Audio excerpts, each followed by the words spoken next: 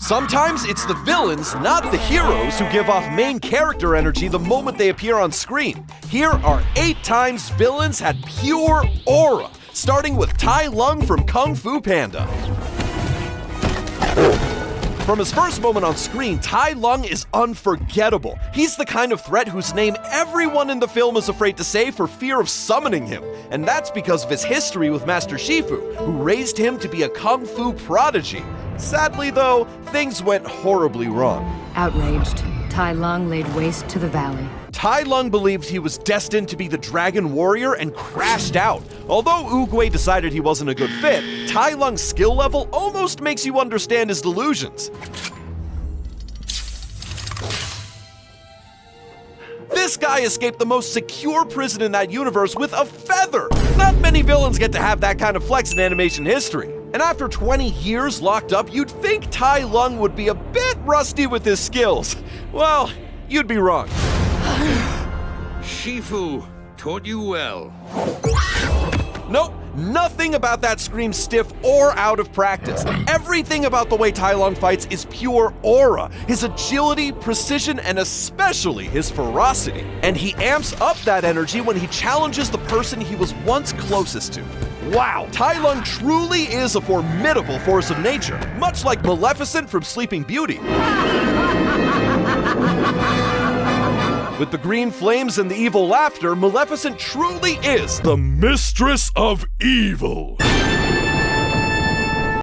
While everyone else at the christening came bearing blessings for baby Aurora, Maleficent barges in with a different energy. She shall prick her finger on the spindle of a spinning wheel and die. Oh, that's a level of pettiness I aspire to have. Maleficent feels excluded, so she decides the best response is to put a literal death timer on a newborn. Oh. But for all her petty behavior, she bides her time well, spending 16 long years looking for Aurora. And when Maleficent finally finds her, she comes through on her promise. Touch the spindle. Touch it, I say. So far, Maleficent's already ridiculously overpowered. She can summon lightning and storm clouds, hypnotize others, and even conjure thorns out of nowhere. This woman's truly aura maxing out here. How on earth are the heroes supposed to survive her insane arsenal of abilities? And as if that's not enough, her final boss form seals the deal. Oh yeah, sure. Of course she can turn into a dragon too. That's why Maleficent is pure aura. From the moment she appears, she's an intimidating force of darkness that seems unstoppable. And speaking of forces of darkness...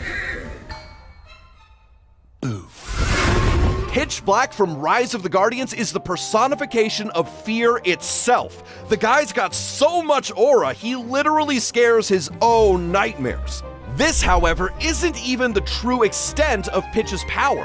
Back in the Dark Ages, he had peak aura energy when everyone feared him, but the Guardians turned that fear into wonder and light, forcing him into the shadows. And now, he's back seeking revenge. I'd say sweet dreams, but there aren't any left. Ugh, that's cold. It's true that in the past, the Guardians defeated Pitch Black, but this time, he's come back smarter and with no intention of letting them get the better of him. So, rather than face them head on, Pitch decides to strike the Guardians where it hurts most.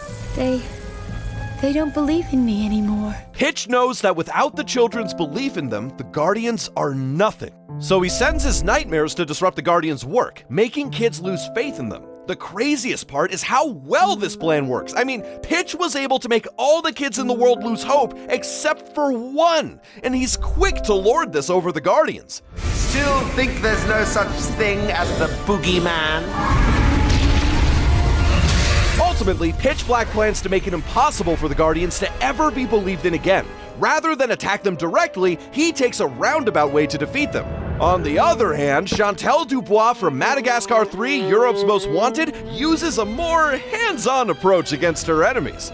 This crazy woman emerges from the flames on her motorbike, and immediately you realize that the scariest thing in this film isn't a lion. No, it's a French woman with a mission. That's because Captain Dubois is hunting down Alex as if it were the word of God himself. That level of focus is already pure aura, until you realize she's no ordinary woman. How? Hold on, bro. How? And even when the animals throw literal objects at her, she does not react the way a normal human would. Throughout the film, she continues giving main character energy. This woman keeps defying the laws of physics without fail, but chasing animals isn't the only thing she's good at.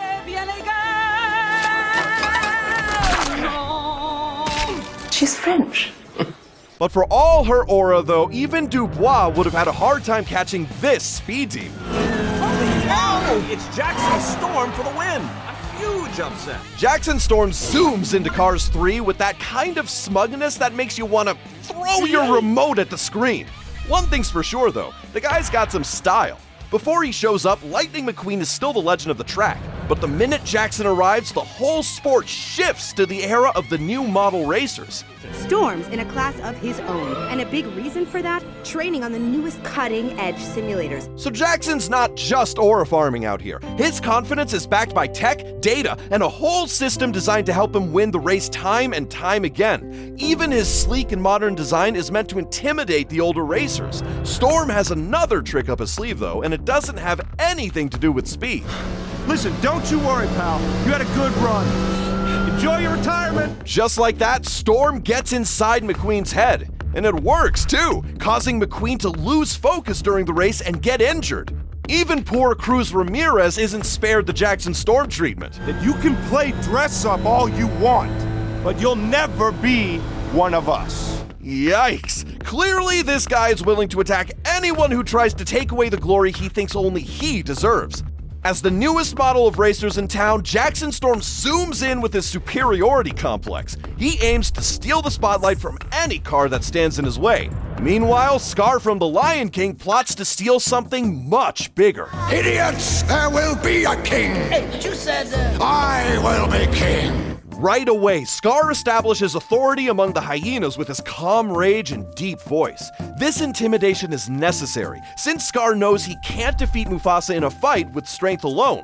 Instead, he uses his superior intellect to trick Simba into causing a stampede. This, in turn, triggers the event that changes Pride Rock forever. Long live the king! What's worse, though, is that he decides Simba, who's next in line for the throne, has to die as well. But not before he's had some sadistic fun with him. But the king is dead. And if it weren't for you, he'd still be alive. His plan, however, works wonders since Simba's out of the picture, leaving Scar to take over the throne with an army of hyenas by his side. Even years later, when Simba returns, Scar tries to flip the narrative on his nephew again. It's true. You see, he admits it. Murderer! He can lie through his teeth with complete confidence, leaving everyone around him confused. Somehow, he amps up his aura levels even further when he drops the concerned uncle act. As you wish, Your Majesty. At this point, everyone else sees Scar for exactly who he is, petty and vicious. And speaking of petty villains, Gru from the Despicable Me franchise starts out with the hopes of becoming the greatest villain in the world. With an arsenal of weapons at his disposal, he's already halfway there. The guy's even got an army of minions working for him. But the real glow-up happens when he becomes a dad.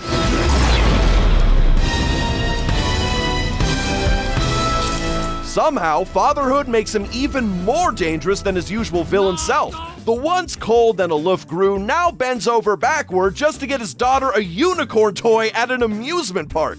So, when Vector kidnaps the girls, Gru aura maxes for real.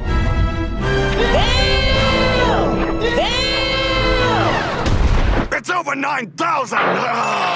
Apparently, parental rage can make you defy gravity itself. But that's not all. Somehow, though, Gru ups his cool factor when it comes to Lucy, the woman he falls in love with. The guy would do just about anything to keep her safe. Yup, Gru jumped out of a plane, machine guns in hand, just to rescue Lucy and his minions. Talk about big romantic gestures.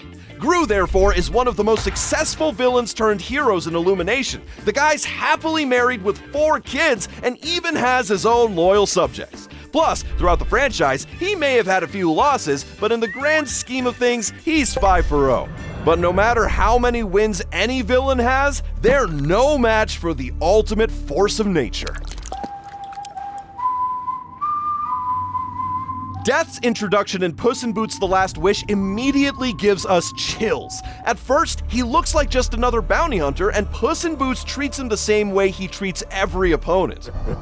Puss in Boots laughs in the face of death. Are you sure about that? Because just a few moments later, the feline hero struggles in a fight for the first time. You're not living up to the legend. Gato. Everything about Death, from his design to his voice to his fight scenes, just screams peak aura. He hits Puss so hard psychologically that he literally fakes his own death and retires to a cat shelter. But no matter where Puss goes, Death always finds him. You'd think Death would be a neutral party just doing his job, right? But no, he makes it very clear that he's here to collect early. So, why don't I do us both a favor and take this last one now? Yeah, I can see why Death is personally offended. Unlike other creatures, Puss gets 9 lives, but he wasted away 8 of them like they were free trials. In the end, though, Puss understands the value of his last life, so Death decides to spare him, but only on his own terms, thus making him the ultimate pure aura villain.